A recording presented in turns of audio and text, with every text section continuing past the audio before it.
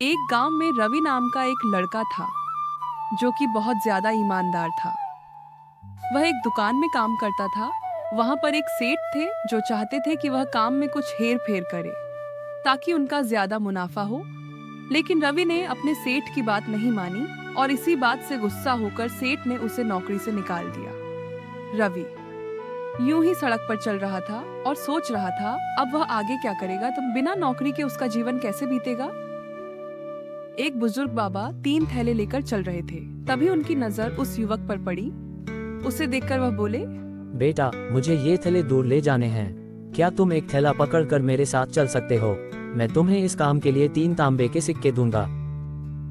यह बात सुनकर रवि मन ही मन ईश्वर को धन्यवाद देने लगा और सोचने लगा कि आज ही मेरे सेठ ने मुझे काम से बाहर निकाला है और अभी मुझे यह काम मिल गया। उसने तुरंत ही कहा, हाँ, क्यों नहीं बाबा जी, आप मुझे एक थैला दे दीजिए। बाबा ने सबसे बड़ा थैला रवि को दे दिया और दोनों साथ साथ चलने लगे।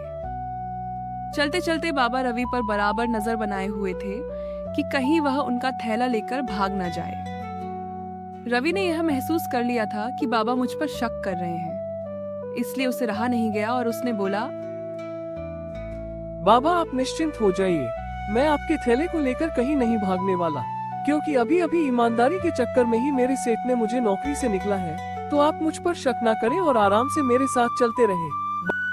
रवि की यह बात सुनकर बाबा को थोड़ी तसल्ली हुई। रास्ते में चलते चलते एक नदी आई जिसे पार करके उन्हें जाना था। तभी बाबा ने कहा, सुनो बेटा, तुम ये दूसरा थैला भी ले लो। मुझे नहीं लगता कि मैं इसे ले जा सकता हूँ। कहीं यह मुझसे नदी में गिर गया तो तुम इसे भी उठा लो। मैं तुम्हें इस थैले के भी 3 तांबे के सिक्के और दे दूंगा। रवि ने बाबा की बात मान ली और उसने एक थैला और उठा लिया। वह दोनों आहिस्ता आहिस्ता नदी को पार करते गए। नदी को पार करने के बाद अब दोनों आगे के सफर के लिए निकले ही थे कि रवि ने पूछा, बाबा, ये दोनों थैले इतने भारी हैं, इसमें आखिर है क्या? बाबा बोले, वाले थैले में तांबे के सिक्के हैं और जो थोड़ा छोटा थैला है उसमें चांदी के सिक्के हैं। अब पहाड़ भी आ चुका था। बाबा है। फिर बोले, बेटा, अब मैं बहुत ज्यादा थक गया हूँ। नहीं लगता कि मैं इस पोटली को लेकर चल सकता हूँ, इसलिए तुम ये तीसरी पोटली भी ले लो। इसके बदले में तुम्हें 3 तांबे के और सिक्के दे दूंगा। रवि ने बाबा की बात मान ली और तीनों थैलों को लेकर पहाड़ पर चढ़ने लगा और बाबा भी आहिस्ता आहिस्ता उसके साथ चलने लगे। पहाड़ पर चढ़ते चढ़ते अचानक वह रवि सोचने लगा कि जरूर इस तीसरे थैले में सोने के सिक्के होंगे। वह काफी देर तक सोने के बारे में सोचता रहा और सोचते सोचते उसके मन में विचार आने लगे कि अभी मैं पहाड़ पर हूँ और यह बाबा मेरा क्या ही कर लेगा। इससे बढ़िया है मैं ये तीनों थैले लेकर भाग जाता हूँ। इससे मेरी पूरी जिंदगी बेहतर हो जाएगी। ईमानदारी से तो मुझे जीवन भर कुछ नहीं मिला, आज ईश्वर ने मुझे मौका दिया है।